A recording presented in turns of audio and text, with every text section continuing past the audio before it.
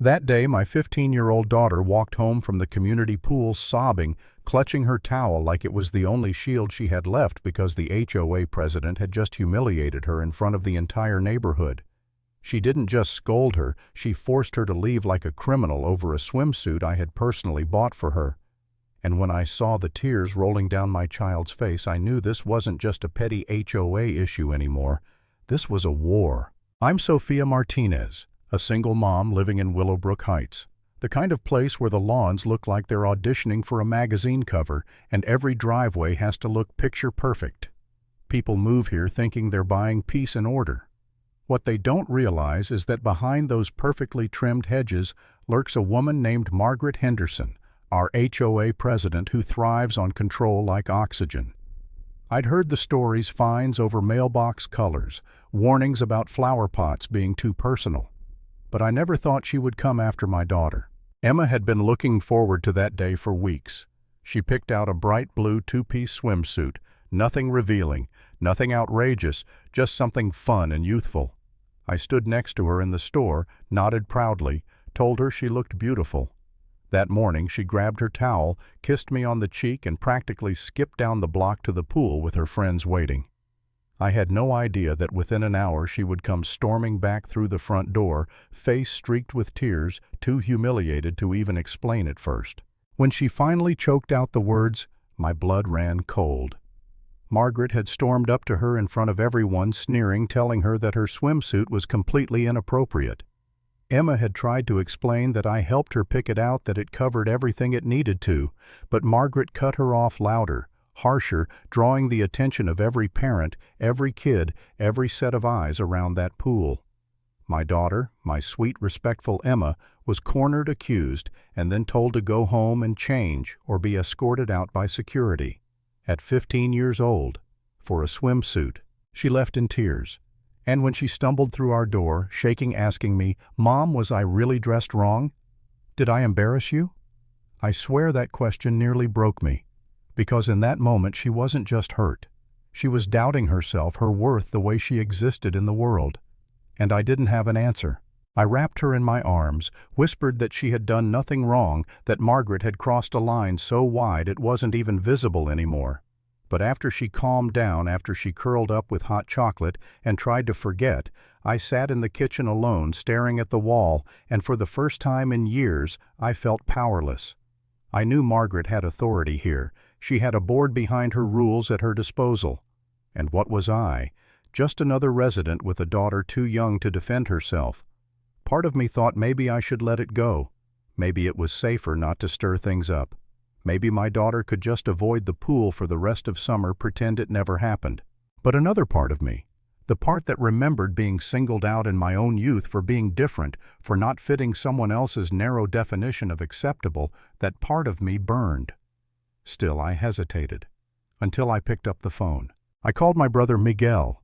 And let me tell you, my brother isn't just family. He's Judge Miguel Martinez.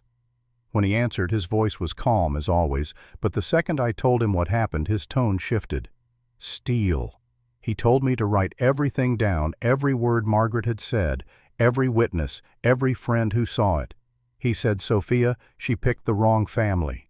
We're going to do this right through the channels she thinks she controls." So I did.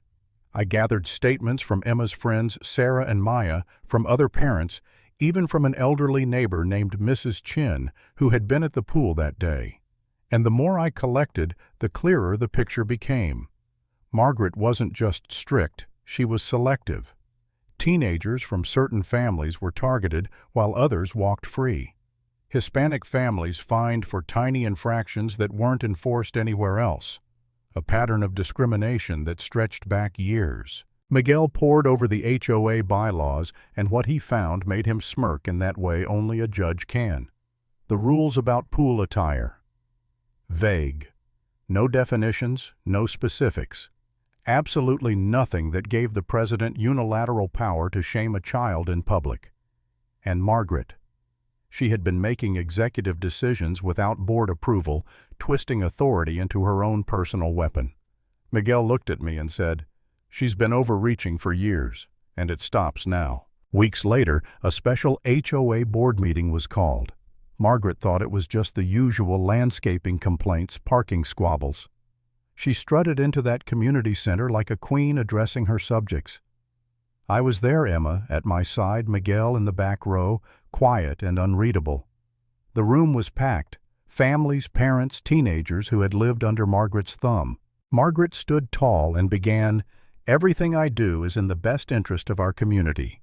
Same rehearsed lines she always used. But then Mrs. Chin stood up, voice sharp. "Margaret, what you did to Emma was out of line." Tom Bradley, a father of two, chimed in.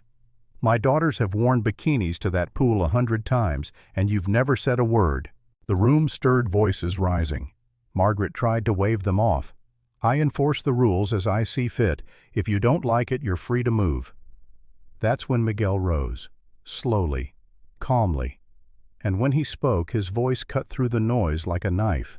"Mrs. Henderson, could you please clarify exactly which rule Emma Martinez violated that day at the pool?" Margaret stiffened.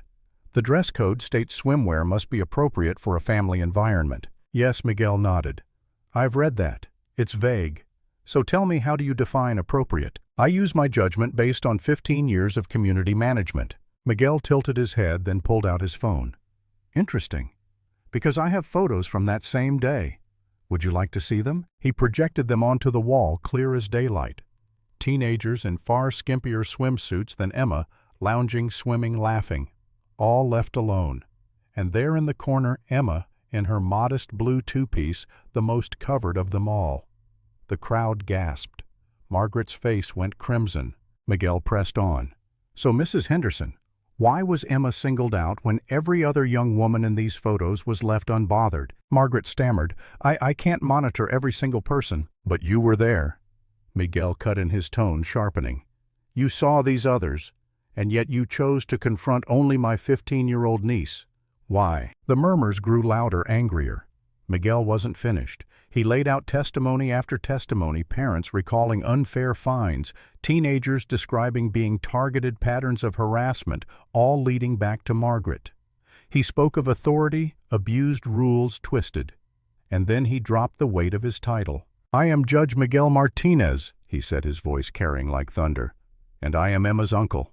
The room erupted. Gasps, whispers, eyes wide. Margaret's mouth fell open. You're a judge." "Yes," Miguel said coldly. "And I have presided over dozens of HOA cases. I know exactly what your authority is, and exactly how far you've exceeded it. You humiliated a child, harassed families, and abused your position. What you did to Emma constitutes harassment of a minor.